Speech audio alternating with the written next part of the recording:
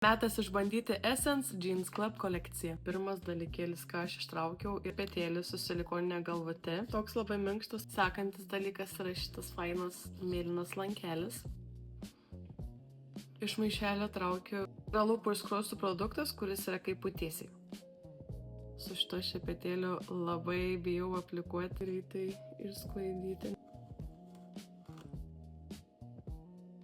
Dar vienas produktas, tai bus skirtas antakiams, fiksuojamas gelis.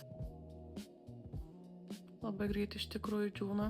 Šis dalykėlis tikrai nuguls mano kasdienį rutinui. Tai toliau traukiam pieštuką. Mėlynos spalvos šešėlių pieštukas. Tuomet iš maišelio aš traukiu šitą produktėlį. Yra akių ir veido Bouncy Luminizeris.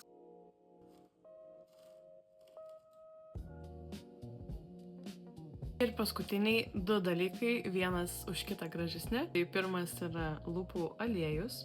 Šitie lūpų aliejai turi gan storą aplikatorių. Aš galvojau, kas čia vyksta su mano lūpom. Nepaskaičiau. Čia parašyta buvo, kad jis keičia spalvą. Ir paskutinis yra šitas lūpų blizgis, kurio pakuotė tiesiog mane pavergė.